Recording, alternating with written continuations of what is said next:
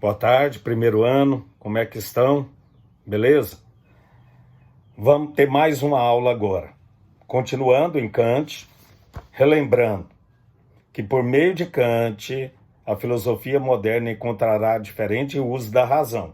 O uso teórico, que vimos na aula passada, e o uso prático, moral, e o uso especulativo e lógico. No caso, hoje, vamos nos deter no uso prático moral. Muito bacana e dá para a gente entender demais. Na página 19 do módulo 1 do capítulo 2, ele fala o seguinte. Ele abre espaço para o seguinte. Kant abriu espaço para aquilo que não podemos conhecer. Como assim, professor? Isto é, aquelas coisas que estão além da experiência sensível. Mas eu não posso conhecer, mas eu posso pensar, segundo ele dizia. E no caso, essas ideias se mostram necessárias para orientar o quê? Aquilo que eu vou fazer. Eu não posso conhecer, mas eu posso pensar. Aí ele fala assim, prestem atenção, a liberdade. A liberdade é uma dessas ideias. Para usá-la em nosso cotidiano, é preciso que ela seja possível. Como provar que isso é verdade? Se a liberdade não fosse possível, nossas ações seriam definidas por regras e seguindo uma cadeia de causas. Então, seria definida por regras, seguindo uma cadeia de causas. Agora, no caso, na cadeia de causas, não poderíamos nos considerar responsáveis pelo que fazemos, pois tudo já seria pré-determinado pela natureza das coisas. Prestem atenção. Então, olha aqui. Eu não posso conhecer, mas eu posso pensar. Agora, se eu não tiver liberdade da minha ação, porque a liberdade vai ter causas.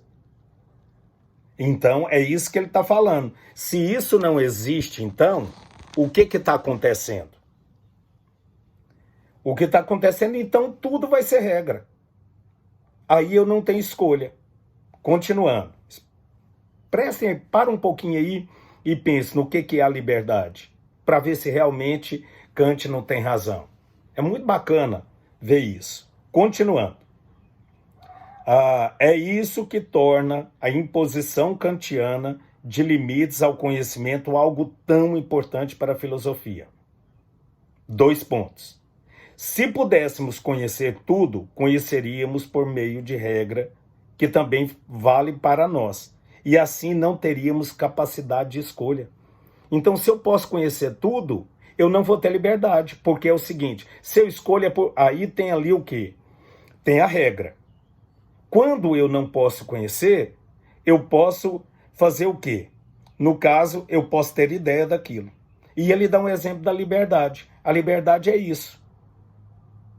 E olha aqui como que ele põe, assim não teríamos capacidade de escolha, porque era tudo determinado por regra. Por outro lado, se nada pudesse ser conhecido, teríamos que negar o quê? A ciência e a filosofia. Então ele fala o quê?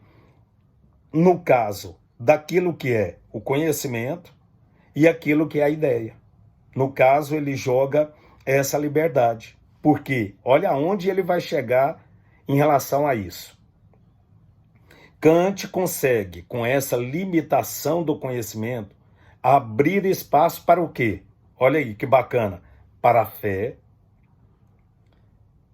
moral e algo que se coloca em uma esfera diferente do conhecimento científico. Então ele vai falar e ele não vai negar isso que ocorre, que existe no nosso cotidiano.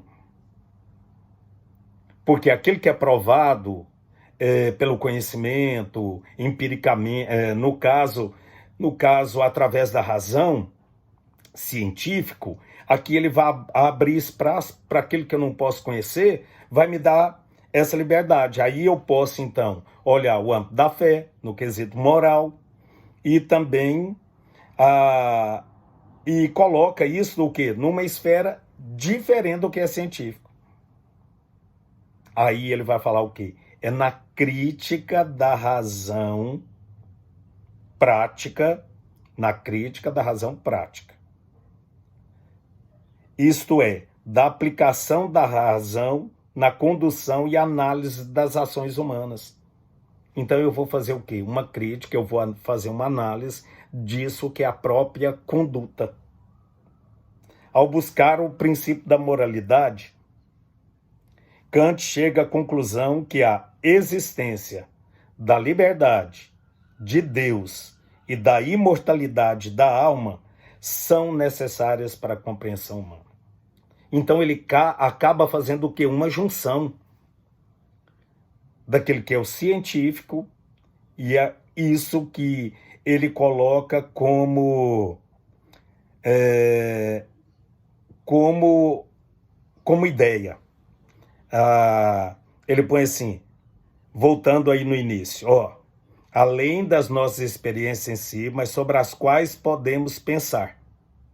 Então, eu não posso conhecer, mas eu posso pensar. E aí ele abre, então, liberdade, Deus e imortalidade. Por quê? Porque isso faz parte da ação humana. Se faz parte da nossa ação, então eu posso tentar compreender as nossas ações. É muito legal, não é? E aí, se alguém está com alguma dúvida ainda sobre Kant, ainda tem mais uma aula sobre ele, depois nós vamos fazer uma atividade sobre ele. Fiquem pensando da importância que é Kant até para a redação, tá? Pela maneira com que ele discorre. Tenham uma boa tarde, um final de tarde, que Deus os abençoe. Um abraço.